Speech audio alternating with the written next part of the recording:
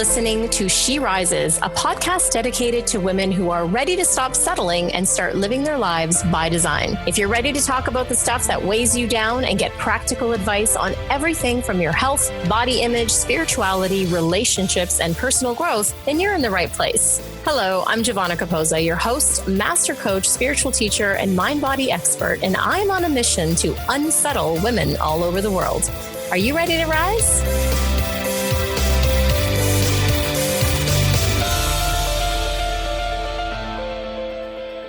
Hello, and welcome back to She Rises. My name is Giovanna Capozza, and I'm your host.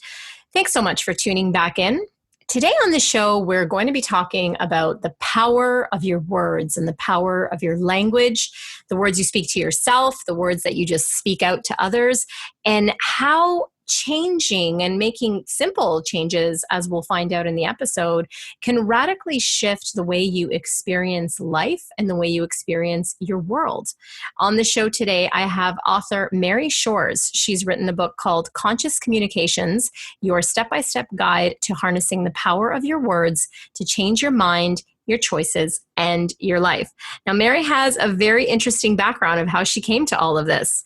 Mary is the multi-million-dollar founder and CEO of one of the most unique collection agencies in the country. She's recognized as a leader of innovative thought.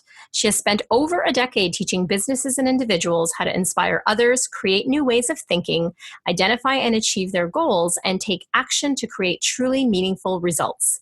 She is the revolutionary founder of the groundbreaking Conscious Communication System, which produces positive results through positive action. Mary travels across the nation giving lectures and teaching courses and has been featured on local and national radio and television shows, including podcasts and blogs. To learn more about Mary, you can visit her at her website, maryshores.com. But without further ado, I'm so excited to have Mary on the show with us today. I know you guys are going to love this episode. And as always, sharing is caring. So if you heard this episode and you loved it at the end, visit us at SheRisesPodcast.com to find out more about the show in the show notes and to leave a comment. And hey, share it with your friends as well. Hello, Mary. Welcome to She Rises. I'm so excited to have you on the show today. Giovanna, I am so thrilled and excited to be here. I am so excited as well. I so love what you're up to in the world. I love the book that you just wrote. I'm excited for you to be on this show because I think this topic is so powerful and yet so simple. And it's I find so overlooked, which is our own language and how we communicate. And so I want to just dive right in, and I wonder if you can start telling us about your story. How is it that you arrived at this place of having written this book and teaching this work and sharing this with the world? This book was a complete journey that was born. It's one of those things that was always on the inside of me. But basically, throughout my career, I'd always had moments where I felt like I wanted to write a book.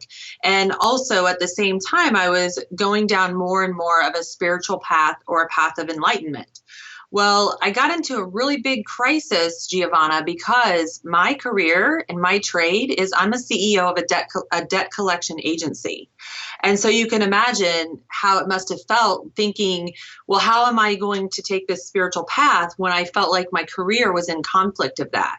And that sort of led me onto this journey to understand that really what I needed to do was bring my own internal gifts to the industry of debt collections, which was basically this system of collections that I had created 10 years earlier that is based on making people feel good about paying a debt versus feeling shame and unworthy because they have a debt. So my mission really started off with just wanting people to feel good about paying their debts, because, having a debt is a psychological burden that creates a barrier between the person and their dreams.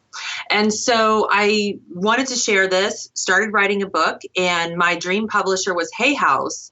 And so I realized pretty quickly, I didn't think Hay House was going to publish a business book. So I decided instead to write a personal journey, personal development book that just turned out so beautifully. I could not have asked for anything better. Fantastic. And I want to pick out something you said there because I think it's so important for anyone that's listening to the show. It's like you had this business that, seemingly on the outside is like, wow, it's a debt collection agency. It's the last thing people want to talk about. It's the last thing anyone wants to get a call from, right? And you have this business that seems to be in conflict with your desires for, personal development or spiritual growth.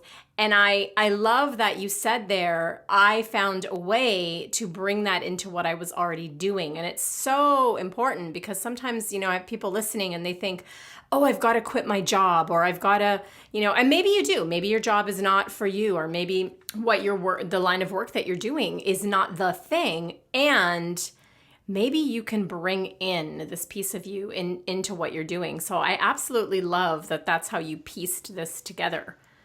It's so true because, we're all, my thought process was that I wanted to be able to make a dent on the collective consciousness. And what better way to do that than by changing an industry that is based on negativity, shame, and punitive punishment? Absolutely. And so tell us more about, conscious communications, because you've developed a program that is literally retraining people on how to use their language in a more positive, creative way. So that's a wonderful thing to ask me. The basic premise started with the idea of alignment. And I will tell you that on this journey of enlightenment that I've been on now for several years, I have to understand things inside, outside, backwards, and forwards before I can move on anything. I mean, whether that's business or personal, I just need to understand things inside and out. And I was so confused by a lot of terminology in the, say, world of metaphysics. So one of the very first things that I was confused about was the term alignment. Do you hear this term a lot? Yeah, of course. That's the big term. And I had a little secret chuckle here when you said, you kind of didn't get the terminology because some of it's just so overused and people just keep regurgitating it or recycling it. It's like, do you really know what that means? So I'm the same as you. I didn't know what the heck that meant. I'm like, what does that? It was like they were speaking Spanish to me. So I had to figure it out. And when I did, it was so obvious. Alignment means then you have to get your focus, your thoughts, your feelings, your words, and your actions all moving in the direction of your vision, your goal, or your dream in life. And so once I understood that, it was like, holy cow, now I understand everything I'm doing is either in alignment or it's not. So if I want to lose 20 pounds, but I'm eating peanut butter out of a jar or ice cream out of a tub, then that's not in alignment with losing 20 pounds, right? But if I make myself a fresh salad with lots of greens on it, then that is in alignment. So it became a very simple concept for me to understand, almost like if there was points on an arrow, with all of those points being your feelings, your thoughts, your focus, your words, and your actions, and they all need to be going in the direction of the where you want that arrow to go. So that was one of my first ones was to, I wanted to be able to explain to people what this stuff meant so that it wouldn't be these just sort of esoteric terms. And then my second one was, and you're going to laugh, the power of now. Yeah. So as an entrepreneur, I don't even know what now is because, when you're an entrepreneur, you're always thinking about all the things you want to create. And all of those things you're creating are when? Not now. They're not now. So when someone says to me to get in the now, I feel like they just punched me in the head and I'm falling over because I don't understand what that means. I love it. Keep it real. Until Mary. I understand it. Because when I could understand it, what I realized was that we are creating our lives, which I already knew that. Okay, I already knew we were creating our lives. But I can teach you how we're creating them, and I can show you the best way to create what you want instead of constantly creating chaos. So the power of now is really very much tied in with free will choice. That was another thing I couldn't understand. Free will, what the heck does that mean? You hear it when you're a kid because, you learn it in Sunday school or something, but do you really ever know what it means? Well, it's the very same thing as the power of now. And what it is that in every moment of life, every single micro moment, you are creating everything in your life by each choice you make. So I will have a slightly different outcome by choosing to do this interview with you today than I would have if I had not done this interview. It's like one choice leads to the next choice, leads to the next choice, but we're always choosing right now what we're doing. And I just love that it's such an empowering concept to understand that I get to choose and I can choose whatever I want. But the choice needs to be more than just a thought in my head. It needs to be backed by action, and we need to be backing up our alignment things with the kind of choices that are going to connect us to our dreams. And so right in the smack middle of my book, I have my very favorite chapter, which is also the chapter that got me the book deal with Hay House. And it's called To Cleanse or Clog, That is the Question. I saw that. Tell us more about cleansing and clogging. This is my very favorite part because this is the how-to to basically connect. Are you familiar with the term vibrational escrow? Oh, yes, I am. Okay, so this is your way to sort of connect to all of those things that are already in your vibrational escrow. But the thing is that all of the things you've collected in your vibrational escrow are not just the wonderful fairy tale, beautiful life that you want to have. It's every thought you ever have. So every time I'm going to cut in for a second for the people listening that don't know what vibrational escrow is. Abraham and Esther Hicks, who have been made famous through their teachings on the law of attraction, use this terminology a lot. I think it was maybe their terminology, but what it means is to if you think of your life, your world, your presence, your existence as an energy, like you're an energy and everything around you is an energy. And sometimes I describe this to people like, Wi-Fi or the wires that kind of transmit. We have this invisible web, right? People think, well, what is Wi-Fi? Well, it's these invisible signals going across that, our computer modem breaches into and starts transmitting. Escrow or vibrational escrow is kind of like that energy superhighway. It's what you have in your field of possibility that's there. And as Mary said, via your thoughts or things that your wishes, your desires, things that are already sort of meant for you that are coming. Mary, can you add anything to that? I love your description, and I've thought of it as almost like a bank account. Because, when you think of escrow, that's a banking term. So a bank account that holds everything you've ever thought of in your life. So whether you've thought of winning the lottery, whether you've thought of getting cancer, whether you've thought of taking a dream vacation, or whether you've thought of falling down the stairs, it's already done in this escrow. I like but that. But the way that we connect to our escrow is through our alignment, through that power of now, and through our choices. So it's like, how do we anchor ourselves to the things in our escrow that are the things we actually want to manifest? Yes. And so the way to do that is the simplest way I have found is through this thing I call cleanse or clog, which is basically goes like this. And I learned this the first time in 2005. I was at a Unleash the Power Within with Tony Robbins. And it really changed my life in many, many ways. And the thing that stood out to me was on the very last day, he was talking about health and wellness. And he said, you don't need to go on a complicated diet where you're counting your macros and your calories and your fat intake versus your carbs and all of these things. He said, all you really need to do is every time you get ready to take a bite of food, you ask yourself, will this bite of food cleanse my internal system, or will it clog my internal system? I love it. Simple. I love it too. So I got to thinking about it, and years later I was teaching a workshop, and I just started thinking, cleanse or clog works for every area of your life. How are you cleansing or clogging your relationships? Because the truth is, every word you say, every action you take, and everything you do in a relationship is either cleansing or clogging that relationship. So what cleanse or clog really means is that you're creating a connection or you're driving a disconnection. And so we're doing that. We're creating these connections and disconnections by the choices we're making. And so when it's time to make a choice, if we ask ourselves, is this a cleansing choice or a clogging choice? Then you can start making choices that are going to connect you to those more positive and empowering items in your escrow, because, those are the things we really want. And now I'm not trying to advocate that we have to be perfect all the time. So we also have something called the 80-20 principle, which is really, going back to that diet. if I choose cleansing choices 80% of the time, that still allows me to have that glass of wine and chocolate lava cake on the weekends. If I can just 80% of the time make cleansing connected choices in my work, in my life, in my relationships, with my money, with my personal growth, then I am going to see dramatic changes and transformation in my life so quickly that I will be amazed at how easy it was. Yeah, this is perfect. I love this. And I'm so just to review for those of you listening, you're the ways to do this or to get into alignment, to be present, or now, the power of now, as Mary was calling it.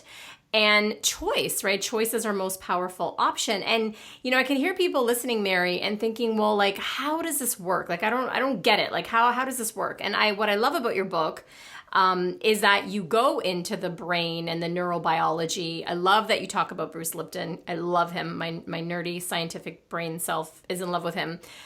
Can you explain a little bit of how? Like, how does this work? It's like, okay, alignment, great. My words, my thoughts, I need to be present in this moment and not planning ahead and worrying ahead and being anxious of the future. And then I can make all these different choices, right? I could ask myself, is this thought, behavior, action, or thing going to cleanse me or clog me? But how does this all work?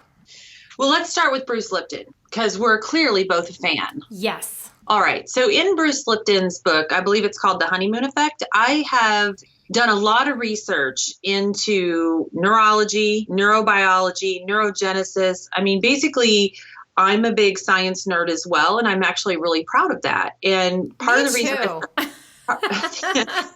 reason I started getting into this was because in 1992, I had a daughter who was born with severe brain damage. And I immediately, now there was no internet available to me in 1992, so I had to go to the library and I started studying brain science. And back then I was studying a lot about stem cells because I knew that there was a way that could heal her brain. And turns out all the research that I was doing in that time, more than 20 years ago, turns out to be true. And Dr. Bruce Lipton is a big proponent of stem cell research too. And he seems to understand, because, he's a cellular biologist. So he seems to understand, I think more than anybody on the planet now, the connection between our cellular biology and our spirituality. It's really incredible. But what does that mean to us? So what I wanted to do was be able to explain this neuroscience in a way that is very digestible to women and, people who just really don't understand that sciencey part of it. And so if we understand our brains working, kind of like you said, this like spider web of connections, the same way that the internet works, is that we've got all of these neural pathways in our mind. And these neural pathways are created by all of the experiences that we're having over our entire lifetimes. And so that's why we'll hear terminology like that we're wired a certain way, or now we're hearing about neuroplasticity, which means we can change our brain wiring. And so I've got a couple of chapters that are really dedicated to how to rewire your own brain. You can do that through affirmations. So one of the things that I was doing is for a straight year, every day I wrote one page of affirmations. These were things like, bring me ideas, guide me to thoughts in harmony with my core desires, cleanse my path of spiritual awakening. I mean, I have thousands of these now because I wrote out an entire page for a year. Another thing that can really help you to understand the power of rewriting your brain wiring is the power of gratitude. Because when you are waking up every day, if you have a gratitude practice, which we have a Facebook group called Declaring Gratitude, and we've put people into groups of 4 where each person just texts the other person 3 gratitudes every day. I love that. As you're doing it, what you're doing is you're creating a new neural pathway, and you're creating a neural pathway that is going to look for things to be grateful for. So just to backtrack for a second, we've been creating all of these neural pathways throughout our life with every story, with every experience, with every trauma, with every happy moment. We're creating millions and millions of pathways. And the thing is that those pathways are like a super highway. And so if you have a habit that you feel like you just can't change, it's very likely that in your brain, you've got a super highway that is that neural pathway. And the way that you need to change it is by stopping the maintenance. So if you think of a highway system, what happens to that highway if the crew, the construction workers and stuff don't repave it every few years or repaint the lines? It begins to deteriorate, right? Mm-hmm. So you can start a new groove in your mind to create new neural pathways by just creating daily practices that are different than the ones that you're already using. So, for example, writing a page of affirmations every day or having a gratitude practice will slowly begin to carve out a new road. So it kind of starts as like a little dirt road. And then the more you use that pathway, it, gets some bricks or some rocks, and then it starts to get paved. And then now you've got the maintenance crew using that road more than the old road. The old road will deteriorate and break down, and the new road will get stronger and faster, and it will become your go-to over time. Over time. So, yeah. Yes. So as Lipton talks about, you can do this through hypnosis. He's got lots of different suggestions on how you can reprogram your brain. Yeah, I love the conversation is going here, because people do get caught in the how. Well, how does this work and how do I do it? And then, there's conflicting information out there. And then I'm hearing the people that are listening and going, really? Like, I just have to change the way I talk and I just have to like do these things and that's it. And sometimes, it's like I said at the beginning of the show, the solution to improving where we are in our current, perception of our existence is so simple that we don't realize the power of our beliefs, the power of our thoughts, the power of our language. And one of the things Bruce Lipton talks about that I find was one of the first things I found so fascinating is the science of epigenetics, which basically says you can be, wired for something. You can have the genetic predisposition for something, but what they're finding, epigenetics, so pre-epi, is that you unlock those genes, right, by virtue of your beliefs and what happens in your life. And they're proving this time and time again with this science. So I love this conversation. I love it because now more than ever, science is backing up what mystical and spiritual teachings have been saying for years. And because you're giving some real practical tips and advice about what this looks like. And it's not hard. Like, we could all do it, especially, the gratitude practice for me has probably been the most powerful and transformative pieces of work that have taken fear away, that have calmed me down in a pinch, that have actually started to reorganize my life in ways where opportunities are showing up, financial abundance starts to come my way. So I absolutely love that you brought that into this conversation, because it makes it real practical for people that are listening. And you're right that it is simple and it's easy, but it takes consistency and a daily practice. Absolutely. Yeah, with anything, right? So that's a great point, is if we're not doing this daily, and of course you're going to have your days where you might fall off, but if you're not doing it consistently enough, then this is where people, and I see this with my clients, my private one-on-one clients all the time, is this kind of roller coaster of like, I had a good week and then I had a bad week and then I had a good week. And that is going to happen. That's life, right? We have experiences and they're happening for us to learn. And, we need to be consistent even when we don't feel like it, to do our gratitude practice or to, meditate in the morning. And I call it spiritual hygiene, to make sure you're doing the same way as you would brush your teeth in the morning. I love that. And it's perfectly congruent with cleanse or clog. Yeah, absolutely. I love it. So how has this program that you created and now the book, have you seen that directly impact your business and people that are working within that business? And you also train people in this, is that correct? That's right. One of the biggest things that I noticed right away is the increased amount of synchronicities that you get when you get your life in alignment with your dreams. That all of a sudden you start meeting the exact right person that you need to meet. Or, someone might apply here for one job, and then we discover that they have an inner passion for personal development, and, they just take to this job like a duck in water. So it's been really an increased amount of synchronicities. and just doors opening all over the place. So when you really commit to the coaching exercises that are in this book, what you'll find is it's like the chaos and struggle begins to just sort of fall away, and things that get put in your path are the exact thing that you needed in that moment. Sometimes it may not always feel that way, but you see that in the end, it turned out that way. There was a weekend recently, it was Mother's Day weekend, and I have a son who's 17 years old, and he is diagnosed with autism. And I was really quite desperate to find some sort of program to put him in for the summer. And I was torn because I had found this wilderness program that another friend of mine had put her son through and really had miraculous results.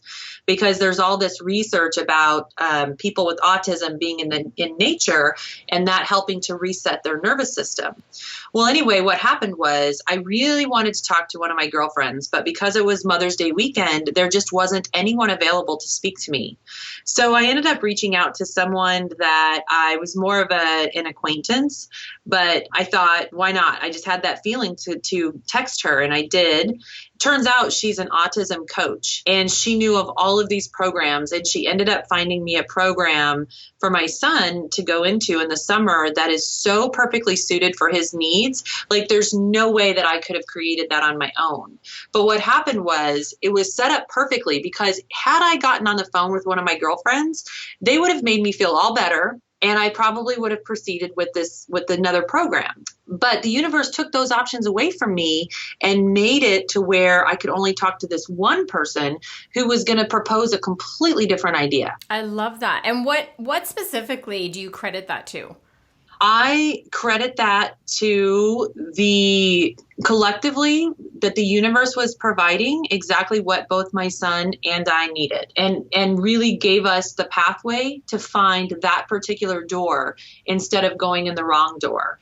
And do you find that, because for me, from what you told us before, your practices of staying in alignment and being present and choice is like, that's it. Like, that's kind of the precursor of what brings these kind of serendipitous, or let's call them divine inspiration moments, where it's like, oh, let me call so-and-so. And then so-and-so actually is the person that has, the idea or the plan or the solution to whatever it is that you're facing. Right. Or maybe you just quick glance out of the side of your eye and you see a billboard, and the billboard provides you an inspiration. But what made you look at that billboard at that exact right moment as you were driving by? Mm-hmm. Yeah. I think that our lives are full of these things. And as you get into the concepts into conscious communication, that's why the word communication is in there, because we're really learning how to communicate with our guidance, learning how to consciously make choices that are going to connect us to our dreams. When this thing about alignment, it's not that easy. I mean, you try to control your thoughts. Good luck. Well, we virtually can, right? Like, we're not actually designed to control our thoughts. It was funny. I was listening to this other interview. I forget with who it was. I'm a podcast junkie, hence that I have my podcast. And I was listening to this other interview, and it was a great analogy that they used about controlling your thoughts, because they said, try and hold your breath for 2 minutes. The average person cannot hold their breath for not even a minute, let alone 2 minutes. There is an unconscious, automatic part of our body and our respiratory system, and that's connected to our brain and our survival instinct, that is going to make us breathe, right? Like, you can't willfully stop that. And it's the same with our thoughts. Like, you can't just wake up in the morning and say, I'm not going to have a thought for about an hour. I'm just going to shut it off. Like, they're just happening all the time. It's part of that, super highway, which is why I like these tools that you're suggesting, because again, they sound simple. If you do them, they work, right? They have to be done. And eventually that beautiful word of alignment gets you into communication with your higher intelligence, or with that energetic escrow or super highway that's around you all the time. Because in my opinion, it's almost like not necessarily realigning. It's almost like remembering that you're already aligned, right? Well, absolutely. And I think that the way to start to be able to have control of your thoughts is to understand that we have 60,000 thoughts a day, and 90+% of them are exactly identical to the thoughts we had the day before. So we really are just playing a record that is recorded onto our neural pathways. So the way you change that is you have to go into your subconscious and change your beliefs. And once you do that, then what you'll find is a new set of thoughts just kind of pivoting in the direction that you want. So like, for example, when I did that 1 year of writing 1-page affirmations a day, my life dramatically shifted. Right now I'm writing a guided meditation, and, that is specifically designed to support this process, because the way to be able to harness your thoughts is you have to get into that subconscious, because then the thoughts are always going to pop out of nowhere. We don't have control of that. But what we can control is the foundation of where they're popping out from, if that makes sense. Yeah, absolutely. And I love that you brought in the subconscious mind, because again, there's people that are probably listening that are going, well, that sounds great for like the thoughts that I catch, right? And sometimes we're off, like I'll explain it to my clients, like, you're way down, on the ride of your thought, and suddenly you're feeling like crap, and you're just like, you're down or you're depressed, and you haven't caught the 1, 2, 10, 15, or 50,000 thoughts that actually contributed to you feeling that way. So for the people that are listening, because it's unconscious, like we have all these belief systems from our childhood and from experiences that they're kind of in there. They're kicking around in the unconscious or subconscious. And how can we start to practice catching them so that, it's like, oh, there's that belief that is kind of running the show, and I'm going to make a choice, right? There's our choice point to shift how that's coming through.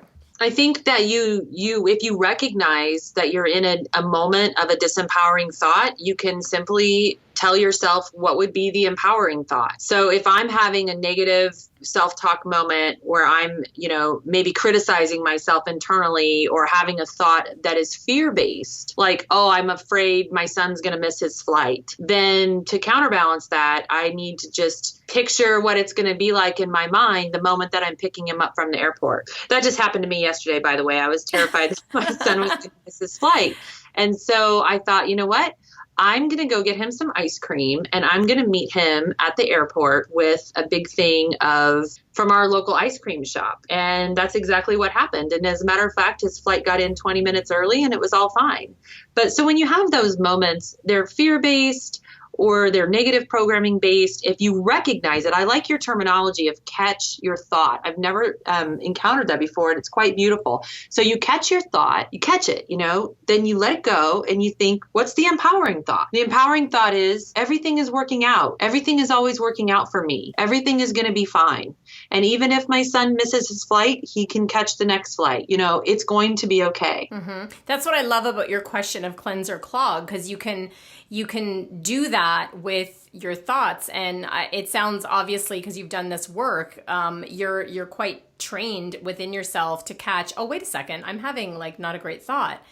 And I remember when I first started doing this work many moons ago, I didn't get the concept, because to me, I was like living in my feelings, right? I was living in like, I feel nervous, or I feel anxious, or I'm afraid. And I didn't actually realize that there were these thoughts going on. There was this whole machine going on that I was unconscious of, because as you said, so many are happening all the time.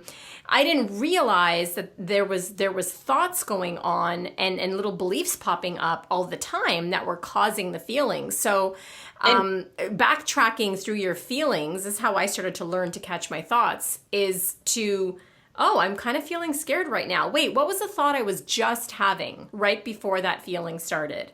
And you're guaranteed to find a thought like, oh my God, what if my son misses the plane? And I love your tool. Is this thought cleansing or clogging my system right now? That's a clog. Pick another one. And can I just add something to the beautiful statement that you just made, which is you brought up the words feelings. And I just wanted to explain, how much power we really have. So when you do have that disempowering thought that snuck in and you start to feel bad, what is happening is your brain is such a powerful, powerful entity that it creates the exact same chemical recipe in your body to match the thought you just had. So the feeling of fear is really a set of biological chemicals that are being released from our brain and spread through our body via our nervous system.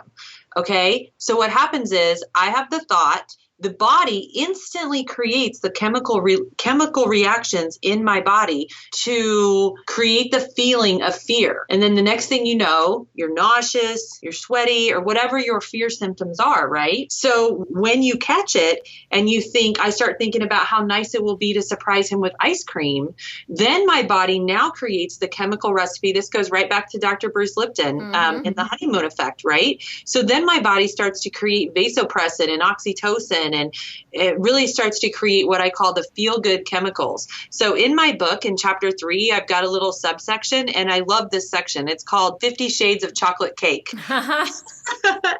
And we're going to talk about that. Like, I'm going to teach people how to understand, like, the reason you feel bad is not because you're a person who feels bad. It's because you're creating chemicals inside your body that are harmful or make you have a bad feeling. I wrote a little workbook called From Breakdown to Breakthrough.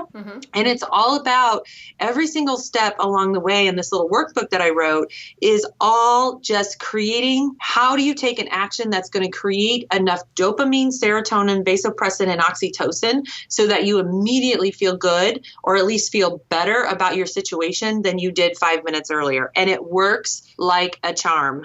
I love it. I love that we're diving into this feelings part of the conversation, because so many of us feel like, oh, well, I just feel that way. And they don't realize, and I didn't realize this for a very long time, that I actually have a choice in how I feel. I have a choice in how I perceive this situation. I have a choice on whether or not I'm going to let the guy that cut me off in traffic anger me, or whether I'm going to just laugh it off. Like, I have a choice. Sometimes it feels like you don't have a choice, right? Because when our baggage gets triggered, or when those deep, dark, kind of shadowy places where we haven't dealt with something gets triggered, it feels like, oh, I don't have a choice. Like, I just, he's making me angry, or he's this, and we sort of explode. And the more you do this work and the more you explore this with yourself, the beautiful thing is you start to become a master of your emotions, right? You start to have mastery over yourself. It doesn't feel like, the analogy I use with my clients is, it doesn't feel like you're the flag on the flagpole. It feels like you're the flagpole, like you are strong and sturdy. And yes, we're human. And yes, we're going to get pissed off at someone that cuts us off every now and then.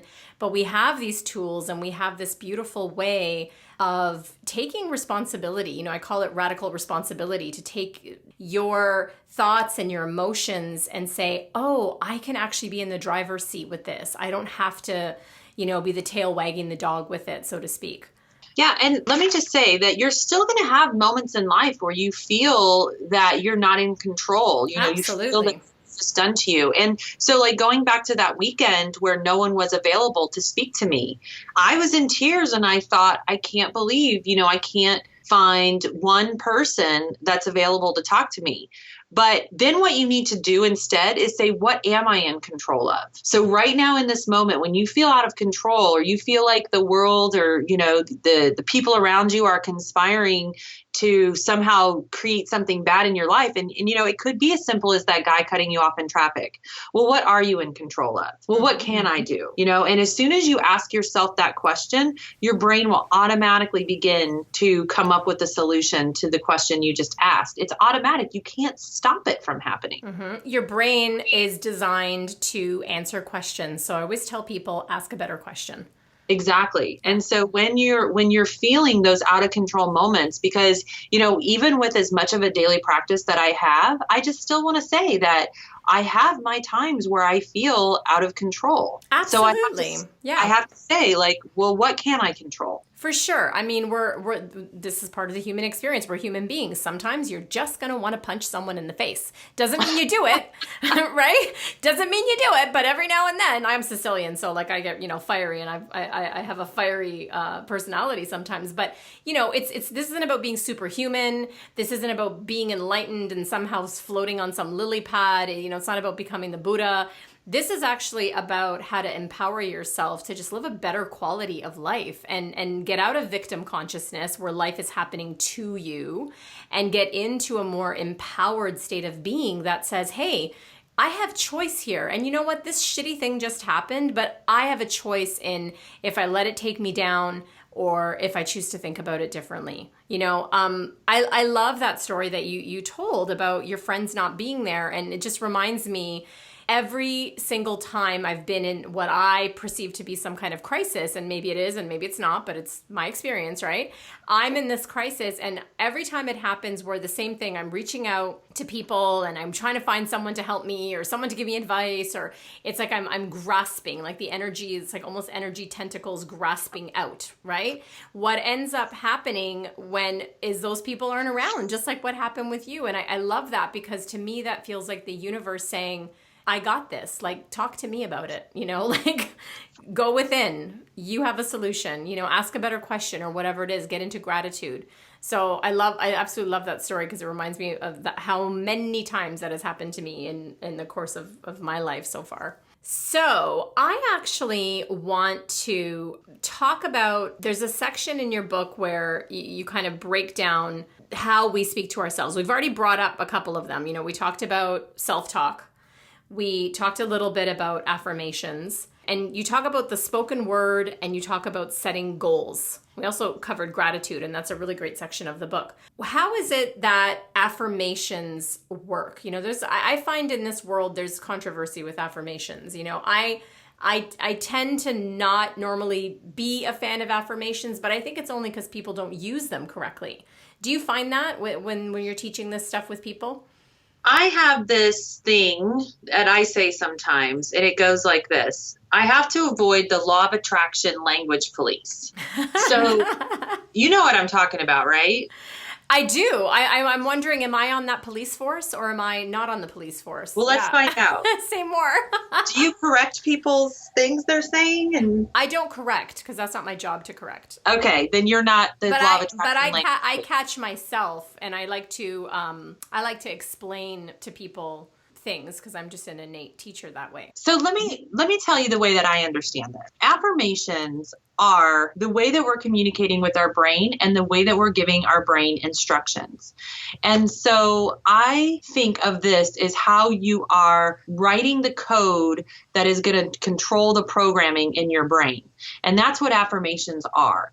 And I believe that I'm just going to pull them up in my book, because I've written, so we talked about the self-talk, spoken word, but I have 5 types of affirmations that I like to teach people. And so it's just a simple way to use, so it starts off with, there is negative self-talk. So we could be programming ourselves with negative self-talk, and we want to correct that into the next category, which is what I call releasing statements. So a good affirmation that some people might correct is, I would say something like, I release my fear of abandonment. I am surrounded by unconditional love and support. And so by saying this is what I release, I don't believe that the universe is going to get confused and start giving me more abandonment. I just think the universe is smarter than that. I like that example a lot, and I'll tell you why, because this is why I brought up the topic of affirmations, because I think people get really confused, and I think there's a lot of talk out there about what is an affirmation. And I also think affirmations really get the raw end of the stick sometimes. And I like the way you phrased that, because what I heard there, and we can use this different word, what I heard there was a powerful intention and a powerful request. And that's the important part. So, the first one I talked about is the negative and disempowering affirmations. These are the kind that are going to express criticism of yourself or others. And they're very weak, so they also include words like try or should, like I should call my mom, instead of, that's a very different intention, like you said, than actually calling your mom. And the second one is releasing statements, which are powerful statements that you will no longer accept as your truth. So this is an affirmation in line with making those choices that support your dreams. So my big one in my life has been, I release my fear of abandonment. And then I want to replace that with an I am statement. So I am statements are affirmations that declare the qualities, personality traits, lifestyle choices, and values that you want to embody in your life.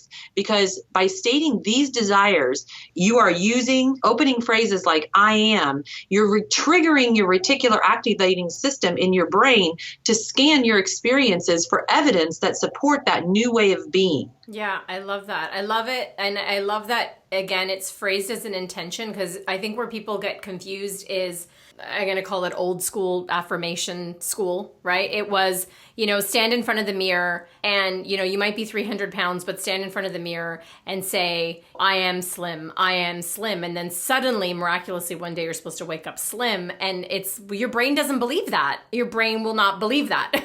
And, that might work for some people, but, it's not what has worked for me. And I'll tell you why, is because if I make a statement that's not congruent with the truth, then my body and my system just automatically rejects it, like you said. Yeah, so that's all of ours. That's all of our systems. That's why I come up with these five types of affirmations, because instead of So, I don't want someone to just not use affirmations because they don't want to look in the mirror and lie to themselves. But if they can just say these things like, okay, so instead of I am slim, more and more I'm making cleansing choices with my diet that supports my body and my health. Yes. And I want to point out there how different and how much more powerful that is, because not just your system, my system, all of our minds and brains are, if you say something and it's not congruent, you're not going to believe it. So this isn't about convincing yourself of something different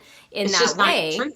Yeah, and I love the way that you're teaching this and the way you're phrasing this, because it's so much more empowering to set an intention that way, and it just sounds so much more powerful than either telling yourself a lie or making a negative statement like I am not fat or I am not whatever the person would say, right? Right. And the next category on my list is asking statements. So then again, this would go against the law of attraction language police, because they would say if you're asking for something, you're declaring that it's not already true. Well, again, I think the universe is a little bit smarter than that. So asking statements are affirmations that involved asking the universe to bring you or guide you to the encounters or experiences that move you forward. So mine are: guide me to thoughts in harmony with my core desire. Help me recognize opportunities and open the right doors in my life. Show me my power. Bring me opportunities that connect me to my dreams. So, those are powerful ways to ask for what you want in an intention setting way that connects you to your dreams, instead of making you feel like it's not your truth. Because I wouldn't want to say, thank you for my best-selling book when I haven't already created a best-selling book. But if I say, guide me to opportunities that will lead my book to bestseller status, that's very different. Very different. And I love that you brought in the reticular activating system, because again, whether it's a request, whether it's a powerful intention or affirmation, when you're saying it in these ways that you're teaching people, which I absolutely love, what you're doing is your mind, your brain, that part of your brain, your reticular activating system, is now going to start to look for evidence. So you've made that request, you've asked that question, right? You've said, I'd like to bring me more opportunities or bring me ways in which this could be possible. And now your brain is actually going to look for this. It's going to look for those opportunities. It's going to be more aware of that. And that's what I really want people to get is, sometimes when we get into talking about affirmations or this world of conscious language, it can get very frou-frou and kind of airy-fairy, but there's real things happening in the mind. And that's why I love that you bring that piece into in your book and your teachings, because there's actually a thing happening that will cause this to become real in your life. You said it, sister. I could not have said it better. Amen. Awesome. Well, that was a perfect sort of ending to all of this. I can't believe we're already at the end of the interview. Mary, I just want to thank you for being on the show and sharing your knowledge, your wisdom, and your insights with the audience. I know that so many people listening are going to get so much from this interview. It was my absolute pleasure. Yeah, I loved having you. Mary has a special gift for everyone listening that is going to be in the show notes. Mary, do you want to tell the audience a little bit about what that gift is? Yeah, I want to invite all the listeners to one of my superpowers is that I can create, my friends call me the Rosetta Stone of manifestation. So my little superpower is I love to make workbooks. I'm a workshop junkie. And so it began as a hobby, but now it's a big thing. So we're giving all of your listeners for free the Ignite Your Dreams workbook. It's a 26-page, beautifully illustrated personal development challenge that you can do on your own. All you have to do, we'll supply you a link for your show notes, but if you lose track of that link, you can just go to maryshores.com, hit the button that says Ignite Your Dreams, and you'll be able to download this wonderful, wonderful workbook. And in addition to that, we're also offering, if anyone would like to order our book, the show is airing in July. The book comes out on August 22nd. It is available for pre-order now. And if you send, we'll also provide a link for this, but if you put your order number for the pre-order, we're going to give you a Daily Desires diary page, which is it's a way to start a daily practice where you do 3 brags, 3 desires, and 3 gratitudes. And you can do that every day, and we'll provide you the journal page to be able to do that, as well as another workbook that was created that goes along with our Facebook group as well, called Dream with a Deadline. And Dream with a Deadline is very special because it ends with a 1-page action plan, which I won't go too much into explaining, but you will absolutely enjoy having this workbook. And it's another personal development challenge. So there you go. I love it. I love it. So many gifts, such generosity. Thank you so much, Mary. The book again is called Conscious Communications, your step-by-step guide to harnessing the power of your words to change your mind, your choices, and your life. Again, Mary, blessings to you, and thank you so much for being on the show. Thank you so much, Giovanna.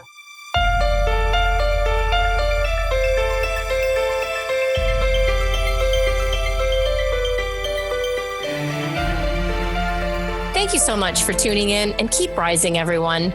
For books and resources related to today's episode, make sure you head over to sherisespodcast.com, and I'll see you there. If you've enjoyed today's episode, make sure you tune back in next week when I dive into more juicy topics to help make your life the best it can be. And hey, if you've enjoyed listening to the show and you love it, head on over to iTunes and leave me a rate and review and subscribe there to the show.